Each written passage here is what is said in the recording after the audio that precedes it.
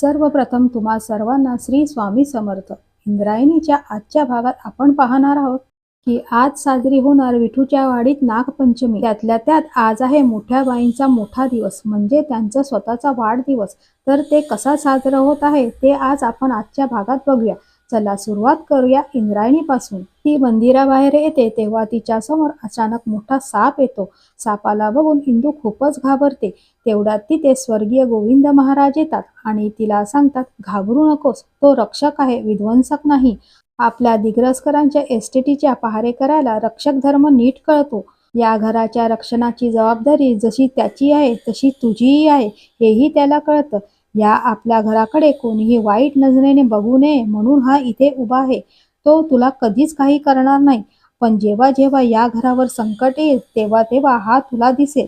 असं म्हणून ते आणि इंद्रायणी नागदेवतेला नमस्कार करतात आणि अचानक इंदू स्वप्नातून जागी होते, कारण हे वास्तविक नसून स्वप्न असतं. इंदू खूप गोंधळलेली असते, पण तिला जेव्हा हे कळतं की हे सगळं स्वप्न होतं, खरं नाही, तेव्हा ती पुन्हा झोपी जाते. दुसऱ्या दिवशी सकाळी मंदिराजवळ वेंकू महाराजांनी लहान मुलांसाठी छान असा झोका बनवलेला असतो. ते मुलांना जवळ बोलवून एकेकाला नागपंचमीच्या सणामागचं कारण विचारतात. तेव्हा राया मोठ्या उत्साहात म्हणतो की नागपंचमीच्या दिवशी नागाची पूजा करतात. दुसरी म्हणते हा सण श्रावण महिन्यात येतो आणि आपण घराच्या भिंतीवर नागाचं चित्र काढतो. दुसरी म्हणते नागशंकराच्या गळ्यातील आभूषण सुद्धा आहे. तेव्हा वेंकू महाराज म्हणतात, होय, नागदेवतेचे आपल्या संस्कृतीमध्ये खूप मोठं स्थान आहे. आपण नागाला शक्तीचं, समृद्धीचं आणि संरक्षणाचं प्रतीक मानलंय. सगळे शेतकरी बंधू नागाची रक्षण करता म्हणून आजच्या दिवशी नागाची पूजा करतात. ते असं का करतात मला सांगा बरं तुम्ही.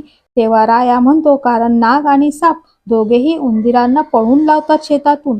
वेंकू महाराज हसत म्हणतात, अगदी बरोबर, कारण शेतात पीक असतं. उंदीर पिकांची खूप नासाडी करतात आणि त्यामुळे शेतकऱ्यांना खूप नुकसान होतो. पण नाग आणि साप असले की त्यांना बघून सगळे उंदीर पळून जातात आणि त्यामुळे नाग आणि साप हे शेतीचं संरक्षण करतात. म्हणून नागपंचमीच्या दिवशी आपण खऱ्या सापाला पकडून नाही तर त्याची प्रतिमेला हळद कुंकू वाहून पूजा करतो.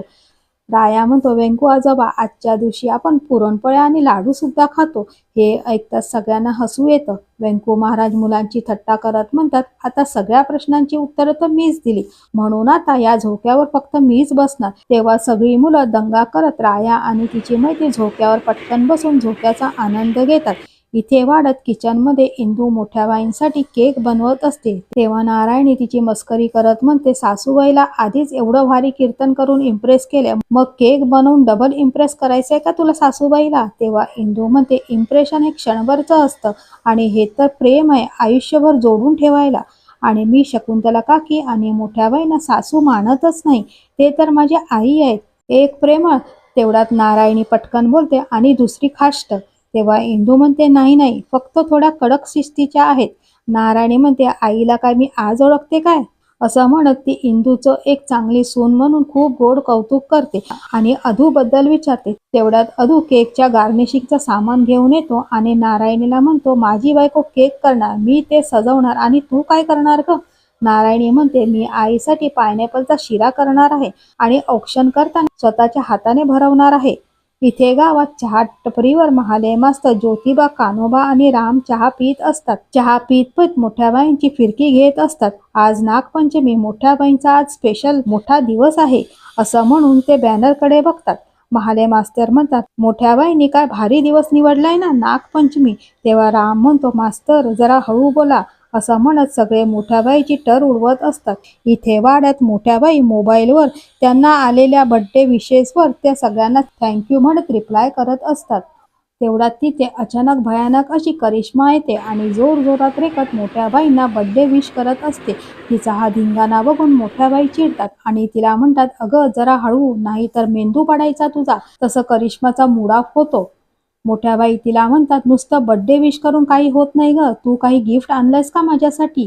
तेव्हा करिश्माला आठवतं आणि ती म्हणते, अहो मोठ्या बाई, तुमच्या स्पेशल लाडक्या सुनेने तुमच्यासाठी, म्हणजे स्पेशल सासूसाठी स्पेशल असा केक केलाय, ते तर तुम्ही अगदी आवडीनेच खाणार ना?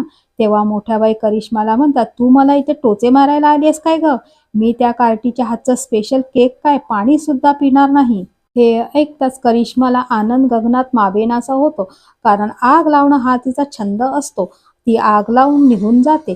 नंतर आपल्याला पाहायला मिळतं की इंदू आणि व्यंकू महाराज बोलत असतात. इंदू त्यांना म्हणते, मी शाळेसाठी वर्गणी गोळा करायला गेले होते, पण महाराज तुम्ही कुठे चाललात? तेव्हा व्यंकू महाराज म्हणतात, अगं जरा शेताकडे चाललोय. शकूच्या आजारपणाने शेताकडे जरा दुर्लक्षच झालंय. आता जाऊन तिथली व्यवस्था जरा नीट करतो. तेवढ्यात इंदू म्हणते, अहो महाराज, ते शेताची अवस्था काय आहे आणि तुम्ही हे काय करताय सगळं? तेव्हा व्यंकू महाराज म्हणतात, बाळा, ती दादाची जमीन आहे. माझ्या जीवात जीव असेपर्यंत ती मी जमीन कसणारच आहे बघ. आणि अगं दिवसभर जरा शेतात अंग मेहनत केली ना तर शरीर कसं मजबूत राहतं आणि विठुरायाचं नाम घेत घेत दिवस कसा निघून जातो ते देखील कळत नाही.